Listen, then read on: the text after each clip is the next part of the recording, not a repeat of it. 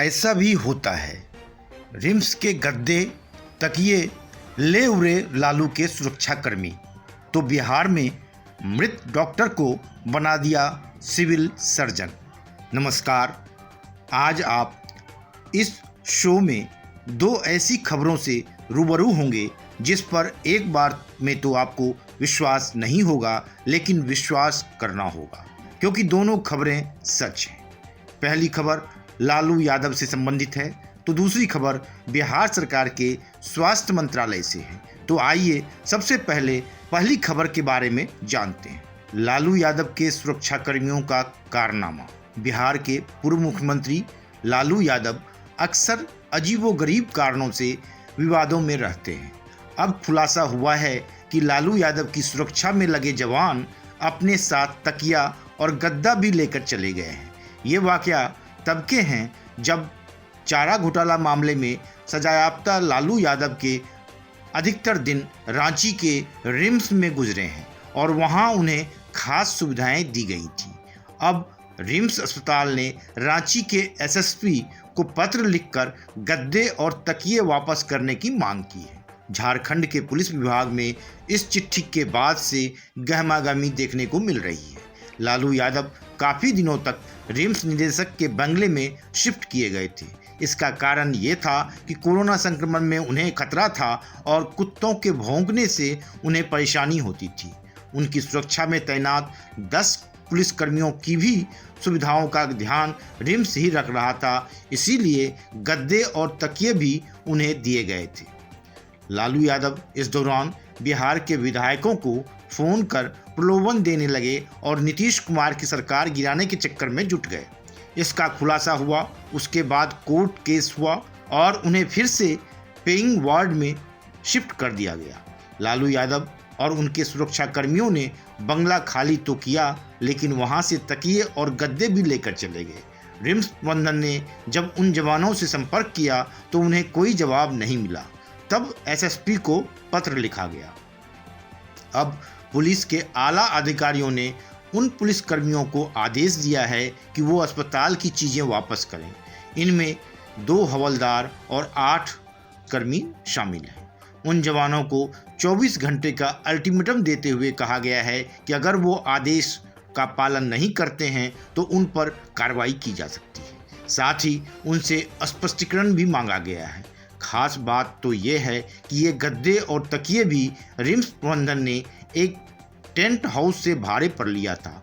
अब रिम्स को उसका अतिरिक्त भाड़ा भी देना पड़ेगा। अब आइए चलते हैं दूसरी खबर की तरफ। जी हाँ, यह बिहार है और यहाँ सुशासन बाबू यानी नीतीश बाबू का राज है। यहाँ मृत डॉक्टर को बिहार में बना दिया गया है सिविल सर्जन, और जब इसको लेकर यानी स्वास्थ्य विभाग के इस कारनामे पर सदन में बवाल हुआ तब सफाई दी गई है। क्या सफाई दी गई, क्या है हकीकत और क्या है पूरा मामला, आइए जानते हैं तफसील से। बिहार में एक मृत डॉक्टर का ट्रांसफ़र कर दिया गया है। ये कमाल किया है बिहार का स्वास्थ्य विभाग ने। मृत डॉक्टर का तबादला किए जाने के मामले में बिहार के सदन में जमकर हंगामा हुआ।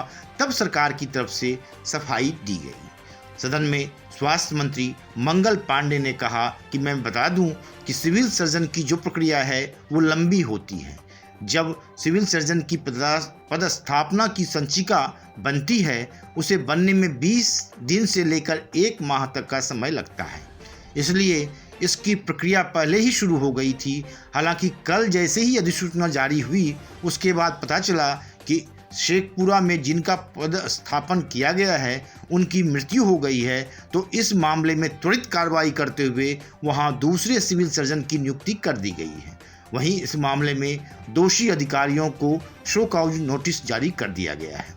इसकी जांच कराई जा रही है और जो भी इसमें दोषी पाए जाएंगे उन पर कार्रवाई की जाएगी। गलती पर सफाई अभियान यहीं तक नहीं रुका, बल्कि स्वास्थ्य मंत्री के बाद स्वास्थ्य विभाग की तरफ से भी सफाई पेश की गई, यानी मंत्री के अलावा स्वास्थ्य विभाग ने भी सफाई दी। प्रधान सचिव प्रत्यय अमृत ने कहा कि जिस वक्त पोस्टिंग के लिए इंटरव्यू हुआ था उस वक्त वे स्वस्थ थे और उनके गुजर जाने की खबर नहीं मिली थी। ऐसे में तकनीकी कारणों से उनका पदस्थापना हो गया।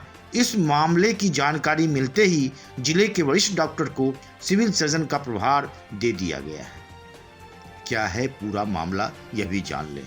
दरअसल सोमवार को ही स्वास्थ्य विभाग ने 12 डॉक्टरों के तबादले का नोटिस जारी किया था।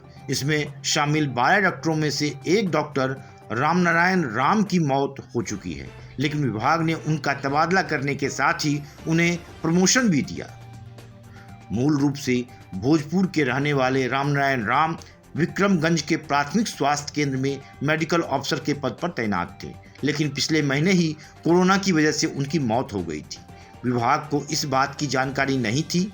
ऐसे में उन्होंने जब डॉक्टरों के तबादले की लिस्ट तैयार की तो बिना किसी जांच के रामनारायण राम का भी नाम लिस्ट में डाल दिया और उन्हें सिविल सर्जन के तौर पर शेखपुरा जिले में तैनात कर दिया गया। Bureau report, one day matrix.